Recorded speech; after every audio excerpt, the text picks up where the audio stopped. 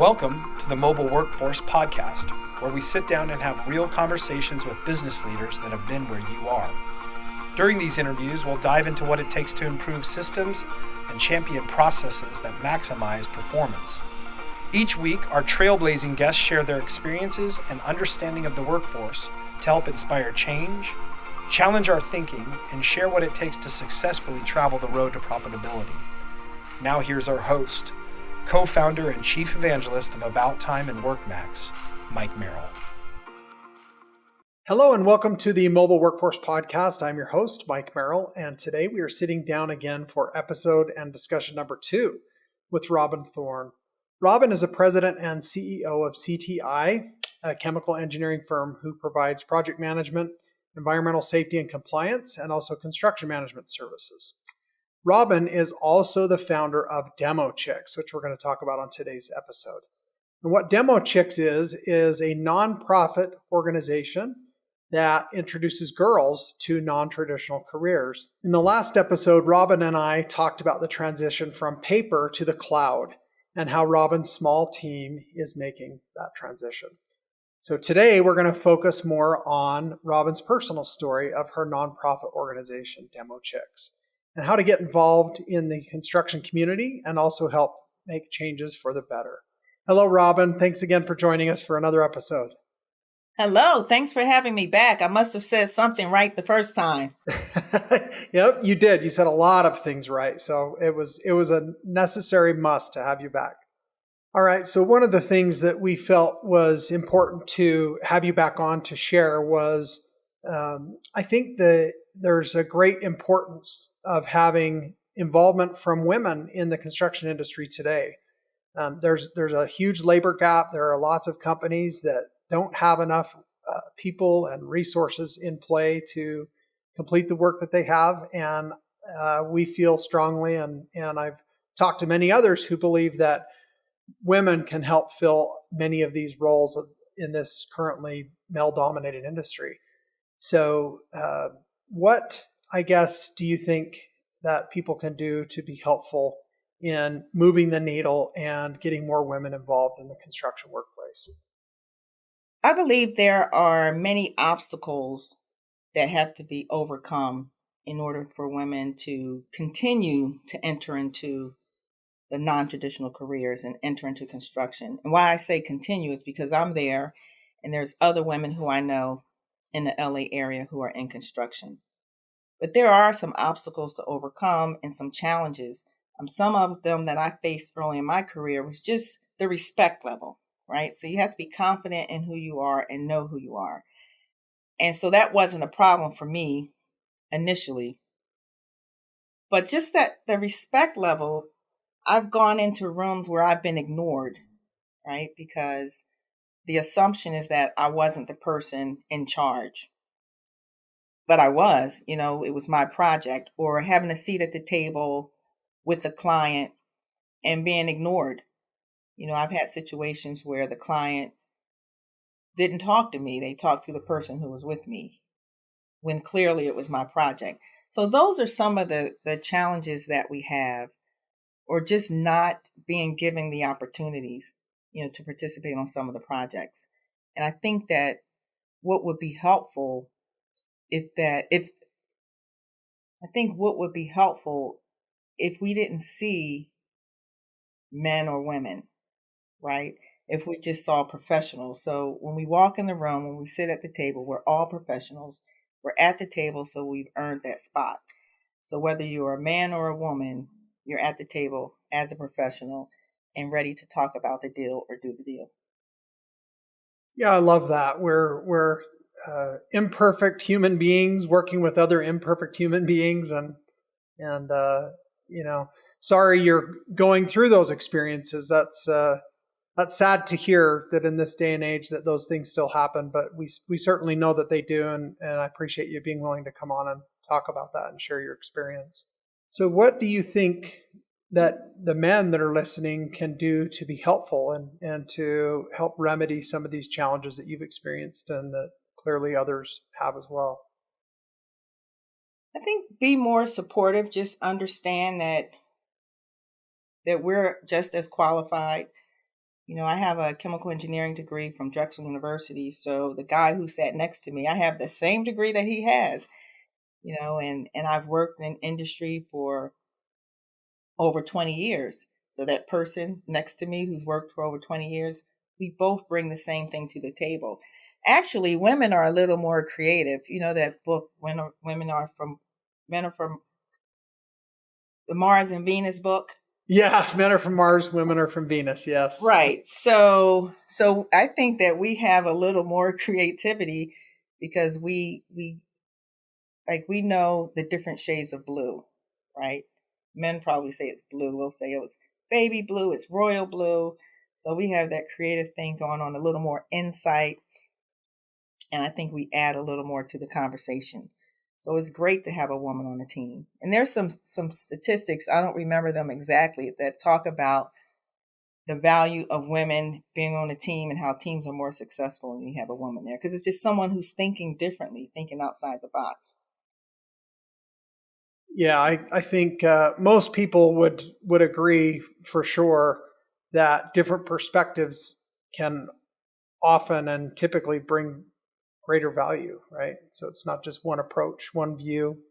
And I know for me, for sure, I always value my wife's opinion, and she's more than happy to remind me when I'm out of line. And I think that's great. It's a blessing to have that help.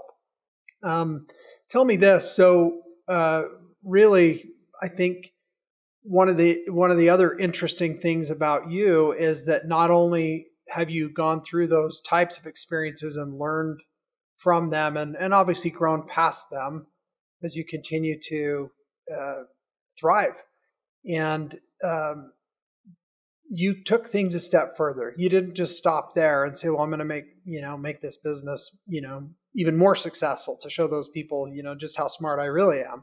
But you actually did something with a nonprofit that you called DemoChicks. Can you tell us a little bit more about that story? All right. I love talking about DemoChicks.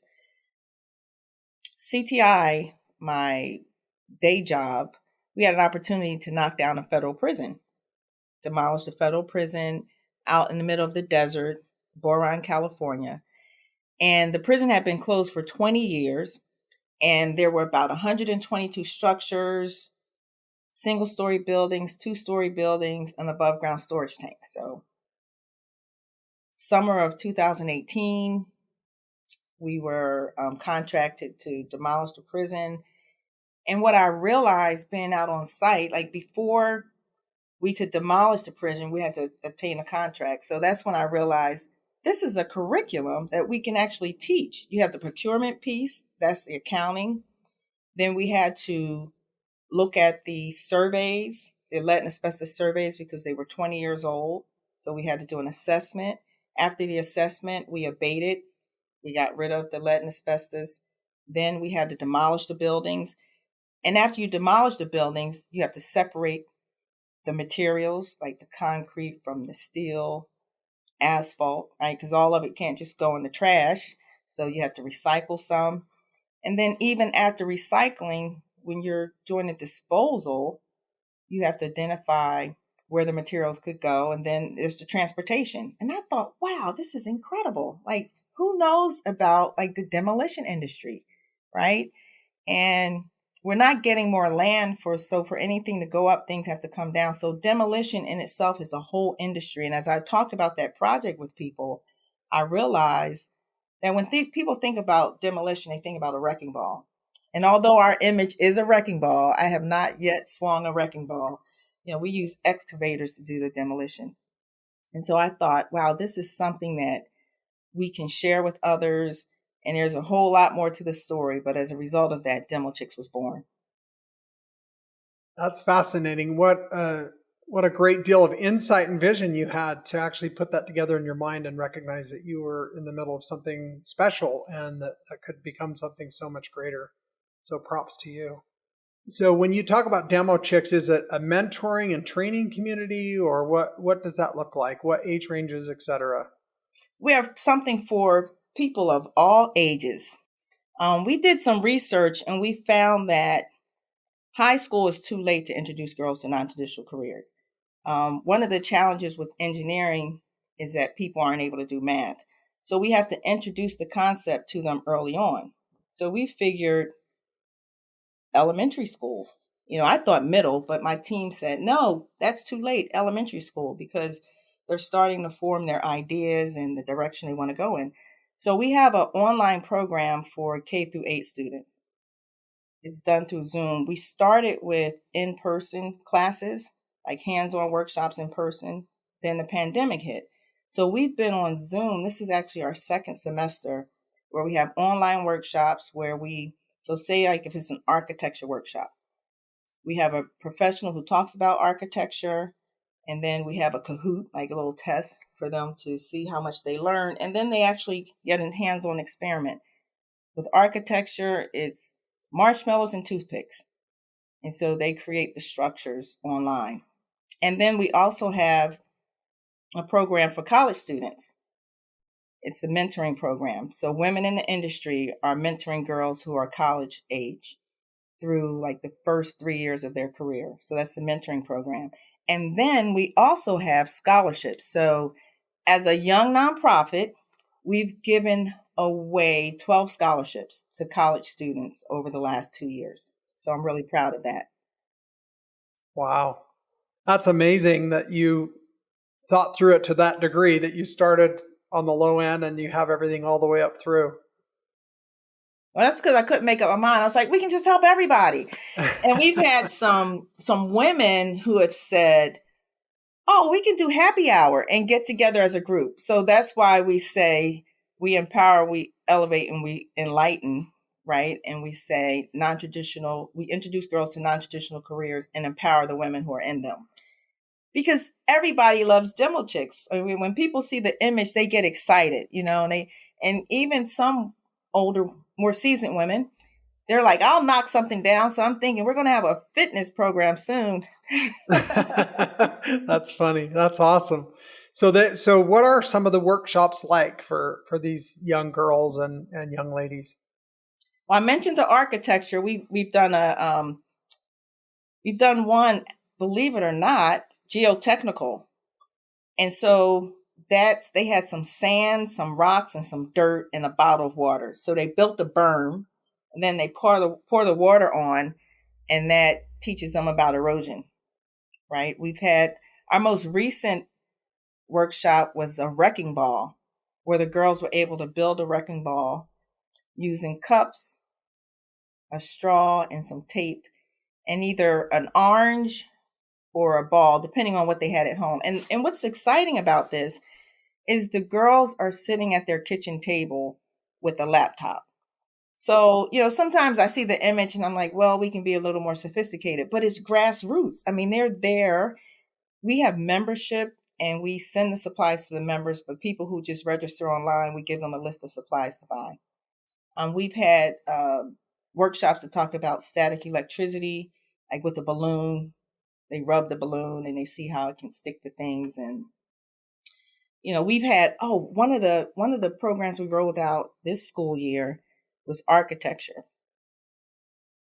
So we did the marshmallows and toothpicks, but then we had landscape architecture. So we actually had a landscape architect come on, and it was so exciting because she talked about the community around them. Like, where would they put the shopping mall? Where would they put the park? Those types of things.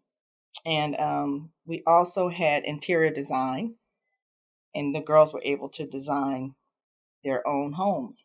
So just really exciting workshops, and to see how engaged they are online is pretty amazing. And I think that's another reason why it's K through 8, because they're the ones whose parents are going to say, let's get in front of the computer and do this workshop. But we're really looking forward to when we can re-engage, because we want to get the high school girls and maybe take them out to project sites so that they can see, construction in action. Won't get them too close, but. Well, that's fantastic. So you're serving what areas right now? Where is this available for the listeners to tap into if they know young women or young girls that are interested in this type of a program? Well, because we're online, we're serving all areas. We've had people call in Well, the in-person workshops actually started in Philadelphia, but because we're online, we've had people call in from Puerto Rico, even Nigeria. We had some folks who were on the line one time, so that's really exciting. So right now, it's wherever they are with the computer. They're the fourth Thursday of the month it's at 4:00 p.m. So just depending on the time zone, a specific time. So depending on the time zone will determine if somebody wants to chime in. Because Nigeria, I believe they were 9 hours ahead, so they planned that out to be a part of our group. Wow. So are you segmenting these groups by age, or is there a way to speak or teach these groups differently, or are they all on the same program? Well, when we started out, we said, well, if we get older students, we'll put them in a room because, on Zoom you have different rooms. But we found we would get an older student every now and then. We found that K-8 is who was getting on the line, and so we just decided. And then you have to commit to something, right? When you're promoting a program, you say, oh, we do it all. So we decided that our online programming is for K-8. That was hard for me to say because I kept, well, no, the high school girl, we can still find a room. K-8 online. And we just launched, so Long Beach Unified School District, they have a female leadership academy.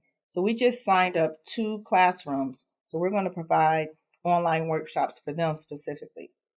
Yeah, it really is. So obviously, some of this can't be free, I'm sure. I mean, there's expenses and costs. Is this something that you're funding on your own, or what does that look like in the future for your goals for growth? Well, initially, for the most part, I funded on my own because I said, we're going to do the work, right? What I'm good at is connecting with people, and I'm a doer, so I get the work done. So I have a board, and I said, well, it's your job to figure out how to bring in the money, but I'm going to do the work. But we have had a couple of events where we honored women and donations came in. So we partially funded by those organizations. And that was really exciting too, because the launch of DemoChicks, I was celebrating 10 years in business. So I had a 10-year birthday party for CTI, and we honored 5 women who were in non-traditional careers. And that was our first launch. So we honored 5 women, and then we provided 5 scholarships. And then the second year, pandemic, but then in last year, we had another event and was more successful in raising funds. And we honored 4 women along with Long Beach Community College for their program. And we awarded 6 scholarships. And so these workshops that I'm telling you about, we're pretty much self-funding the ones for the schools. The online workshops, people can sign up for free. Like there's a whole list. They can sign up for free. They can make a $10 donation, $20 donation, or they can just pay $100 for the year. So it covers the cost. But we are definitely looking for funders to help us to continue this work. But my thing is, we're going to do the work at the level that we can do it until we can do more. Wow, what a noble and amazing cause! I think it's much needed, and with everything else going on in not just the industry but society in general, we're having to get more creative to keep some of these barriers from stopping our production and stopping our progress as a community, not just as a construction organization or a construction industry, but if there's no roads or highways or bridges or airports, nobody else in the world can function either. So it's a great service that you're providing, and really inspiring that you're digging so deep to make a difference, even at that level of these young girls who now have something fun and exciting to look forward to. Absolutely. And we actually expect that DemoChicks would be a household name. We want coloring books and counting. And it's funny because the whole counting piece, because I'm not an educator or a writer. So I was like, 1 screwdriver, 2 saws. And I know there's more to a book than that. But we want to introduce the images to them, right? To get them curious about, well, what's this?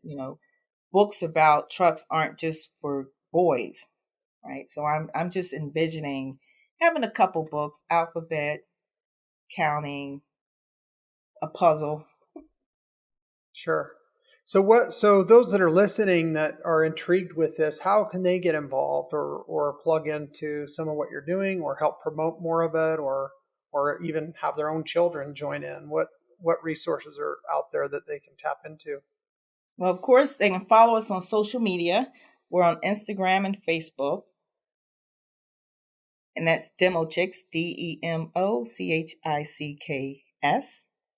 And also, if they go to our website, which is DemoChicks.org, they can sign up for our workshops and see all of the other programs that we're rolling out. That's amazing. Do you have some sort of case studies or testimonials from some young ladies or girls or women that have been placed in the workforce or have started to plug some of this into their professional life? We have testimonials from college students who have received scholarships. And we tend to capture, like last week with the workshop, if a parent says, "Oh, my daughter loved it, it's the best thing," I say, grab it and post it somewhere, but we are at the beginning stage. So we're building and growing, but everything that you're saying is something that we're working towards, but everyone loves DemoChicks. I mean, the people that we come in contact with, they just fall in love with us. We're doing great work, and I'm just looking forward to, to see where we are in a few years, the impact that we're having. Yeah, it's an amazing grassroots effort that you're putting forward, and we certainly love hearing about these great and inspiring stories, and hope that our reach can help bring awareness and get this conversation going in other groups, and hopefully help to shine a brighter light on this great work you're doing. Loved having you on again, of course, for this second episode. It's been a lot of fun. Before we go, what's a takeaway that you would love the listeners to have from our conversation here? That the sky's the limit, right? All things are possible. If you're willing to work for it, you can achieve it.